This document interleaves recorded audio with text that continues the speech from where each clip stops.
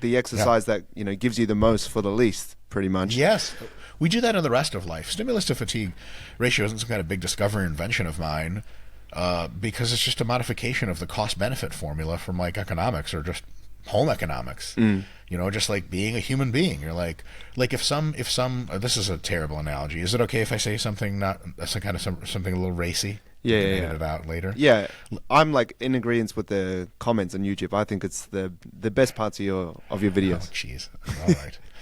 If you're, let's say you want to, like, you know, let's say you're single and you're chatting with a girl or a guy or whatever. It's 2023, right? And you're chatting with them in the DMs, and they're like, "Why don't you come through and we'll hang out?"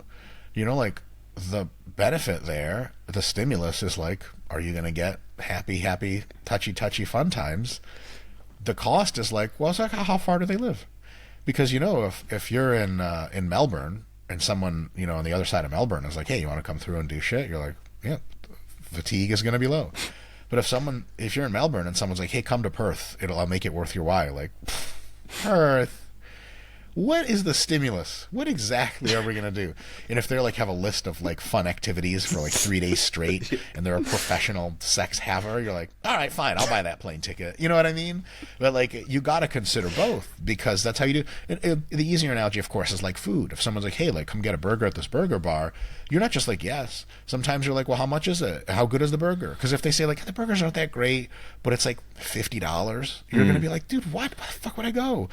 Poor stimulus, a lot of fatigue. In other words, poor benefit, and not great cost, very high cost. But if someone's like, "Dude, it's $10 burgers and they're amazing," you're like, well, I was going to have to try one. So same idea in training. And I think it's just simple. Maybe my talent in the industry hasn't been being exceptionally exotic in my suggestions for how we approach training theory, but maybe my contribution is in part to be kind of simplify training theory back to basics of like, what are we really here for? Like when you're at the gym, if I'm like, "Hey, like you'll be able to lift a lot of weight with this exercise," is that really a benefit? It seems like one, right? But then you're like, what are your outcome measures? Do you care about how strong you are? A lot of people are like, definitely. And then great for them. It's like awesome strength training. But for a lot of people, Brock, let's be honest, man, they just want to look a certain way. I just want to look like Hugh Jackman from Wolverine, man. That's the only reason I've ever wanted to train. Not me personally, just a lot of people say that. You know what I mean? And it's like, well, actually, we don't even know how strong he is, because it fucking doesn't matter. What matters is how stimulated do his muscles get in training, how little fatigue does he accumulate so that he can come back and do the same thing and get the body that he wants and that you want. So if you have some decent proxies for what a stimulus is, you have some decent proxies for what fatigue is, you might as well do the stuff that makes the most sense. And that's it. Yeah. Actually, I started training. One of my big inspirations was I watched 300 when I was like 12. Or 14. It was just pretty much great time to watch 300. Pretty much just to look like Leonidas. Oh yeah, you should have had CGI abs or whatever he had. Yeah, but it was funny. Me and my friend used to Google the Spartan workout because we were super young, and we used to do it in the lounge, and it was like jump lunges, Hindu push-ups. So oh my god! Man, it was and the you worst. realize like 4 days of just like modified hypertrophy training would have been the best possible way. Because remember, like, you're not trying to train to be a literal Spartan. If that was the case, most of it would be like training with a sword and a shield and shit like that. You're not gonna do that. Yeah. You just want to look a certain way, and it's like, why do the 300 guys look good? Because they look close to what men's physique competitors look like. Well, how do those guys train? With just bodybuilders, man. Like, oh shit. But you know, when you realize that most of the way you train for looks is really just a certain way to go about it, it's great because it's uncomplicated. It's not great because a lot of people with these weird programs, I remember the 300 program was a huge thing. Everyone Googled that. Yeah, was right? that like 300 reps of all Dude, the stuff? there was like probably 50 of them by different fitness influencers. Yeah, because I was doing a really shitty one that was like, yeah, you know, like I said, like alternating squat jumps, and me and my friend were like timing you our were doing the wrist worst period. one. Yeah, I did. No you weights stumbled to included. the wrong one. I hate it. Oh my god. Oh, man. But yeah, you know, at the end of the day, it's like, oh, if I actually want this physical appearance, turns out like people really know how to get physical appearance in a way that's very straightforward, and it's almost more boring than you would think. It's like, do you want bigger biceps? Like, yeah, like train the biceps through a full range of motion with eccentric control. You're like, shit. There's not any like shortcut. You're like, oh, this is the shortcut. You're like, fuck. But this isn't that fun. You're like, do you want big biceps or not? It's like, yes, okay, I'm gonna do this thing. Which is another way of like kind of criticizing my own earlier point about celebrities. It would be great to get celebrities like to hear this or hear some version of this, To be like, look, like, what really matters to you as a celebrity when you're 12 weeks away from filming your next big movie where you have to look sexy? And they're going to be like, how I look. And right. Do you want to get hurt? Do you want to spend any more time doing it? Do you want to have fun in the gym? And they're like, this is my job, man.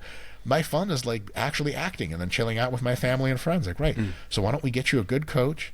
We did the guy who was coaching, what's his name? The guy that played Chris Pratt, the guy that was in all the movies recently. I saw that. That's Marvel a new YouTube video. I haven't watched it yet. Yes, but like his coach is great. He's just like does the fucking compound basics and with good technique. And it's like, dude, get a guy like that. Chris Pratt got so fucking lucky. Yeah, but like, everyone in Hollywood should have a guy like that because that guy is going to be like, this is what you want, right? Right? Well, just do it. Let's set it up, and that's it. Like if you want like a wireless internet installed in your house, and some no nonsense company comes in and it's like, we're going to put a fucking port here, here, and here. It's going to cost you $20 a month. Here you go. We turned it on. You're like, amazing. That's what training is like. We know how to train people really well, but not everyone shopping for training knows what they're looking for, unfortunately. Quickly, because I know you have to bounce pretty soon. I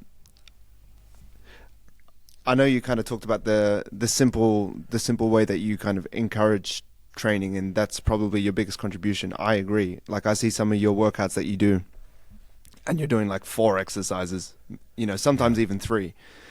And I'm like, man, to someone else coming from doing all this random F45y type of training, that looks extremely boring. Yeah. Like what's your advice to them? Because I'm similar, I might program 5 exercises, 3 sets of this and that to people, and they're like, hey Brock, like, is this it? And then they're like, oh, and I have to repeat this for 4 weeks. Like I'm usually doing something different every day. Yeah. What advice would you give to people for that? Yes. That's a great question, Brock. My first piece of advice would be, you want to try to think about how much fun you want to have in the gym versus how much you want to optimize for results. Now, for me, I'm a competitive bodybuilder. If I take 5th place at a show, and if I had less fun in prep, I could have taken 3rd. What the hell was I doing? On the bodybuilding stage, they're not like, all right, your physique looks good, but how much fun were you having? It's nonsense. So I don't care about how much fun I have. To me, it's the most fun to optimize, right? So my fun assessment comes after I say, okay, this is optimal. This is what's fun to me. But for other people, it doesn't work that way. There's a very fine way to answer honestly. Say, look, it absolutely results are important to me, but like results are 90% of what I'm after, but like 10%. If I lose 10% of results, opportunity cost wise, but I can do something 100% more fun, I'm there. Great. Then it's like, okay, dope. Then you have a second thing to do, is to learn what the fundamental elements are of proper training, arrangement, proper programming, so that you know how to include the most fun without costing yourself the most effect. So for example, doing a different exercise every week costs you a little bit of an upside, not a huge one. As long as that exercise is a stable exercise with a full range of motion, a deep stretch, and eccentric control, and it's done properly. So that's okay. That's a fine variation. You don't really cost yourself a ton. You cost yourself a little bit of optimality, but it's way fun because you get to do a different exercise every week. On the other hand, it's like if you do a different exercise every week, but also you're doing like Bosu balls and one-legged unstable squats, it's like, well, actually, that choice reduces your results significantly, and it increases how much time you have to spend at the gym, and also the bad stuff. And then it's like, okay, well, that is a trade-off that just doesn't make a whole lot of sense. So if it's going to make something, way more fun for you, then do it as long as you're comfortable with the optimality trade-off. And a lot of times the optimality trade-off is very small. But if it's like you're doing something way ineffective just so it's fun, like people who like to do like planks and holds and shit like that, and they're like 35% body fat, you're wasting your time almost completely. Like, you're 30% fat. If you cut down to 25% fat, however many plank holds you did with your abs, it's not going to make any difference in your appearance. I mean, 0, because there's 18 layers of fat. You know what I mean? So it's like, you shouldn't do that at all. And they're like, okay, but like, it's fun. Like, sweet. Is there any way we can get you to have fun doing shit that's effective? Like lateral raises with different technique than last week. They're like, okay, great. So that navigating that, so you as a coach and the people who have you as a coach, if they say, hey, like, this is really boring for me, you can give them some options. We can make it more fun in 3 different ways. And I'll tell you, one of them is going to cost you 5% of your potential results, the other 10, the other 15. Which ones do you want to choose? Because if it really fun is super important to you, 15%. But then again, Brock, if you tell your clients that, after 8 or 16 weeks, they come back and they're like, dude, my body's changed. I love it. And they may be like, I want more results though. You go, okay. Do you still want to do that 15% efficient method, or 85% efficient rather?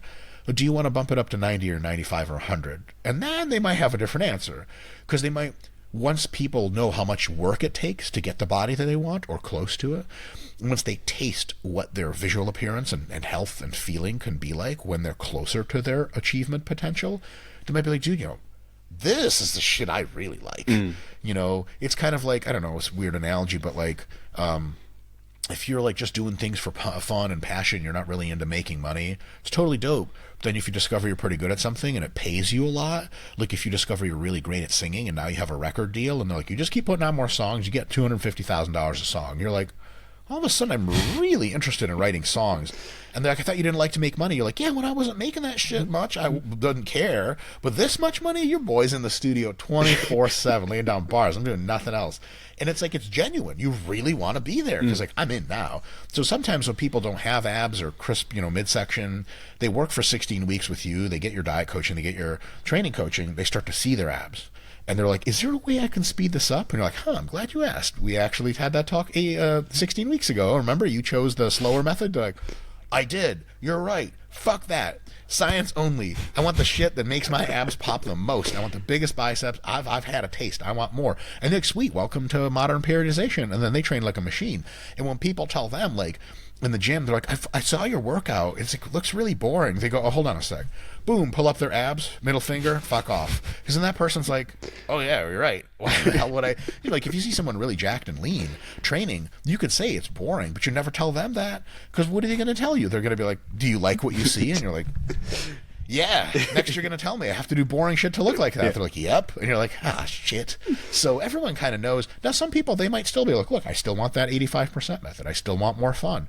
I love my results. I'm okay to get them a little slower, though. I like where this is going. Then that's great. It just has to be a known choice. What you don't want is people who are like, I want the fun things, but they just don't know it comes at a trade-off. Or the people that are like, I have to do the boring things or I'll see zero results. That's bullshit. You can do a lot of really fun stuff and get great results. It just won't be your best. But that brings us back to the celebrity thing again. It's kind of like, you're going to be in a movie and the whole world is going to see you half naked. Don't you want to do your best? I mean, god damn. Sometimes those people just don't know. So if they know, all is well. If they don't know the trade-offs, not great.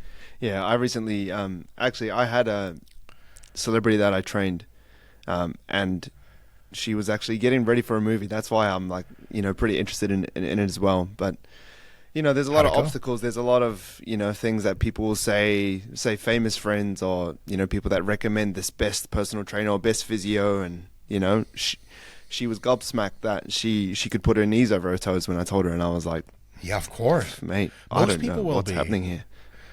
Yeah, she's probably like, ontological shock from realizing the Matrix is real. Like, what, everything's been a lie? But if you can't depend on knees over toes being a bad thing, what can you depend on? Is Australia really on the south side of the world? Who knows? Maybe we've had the map upside down the whole time.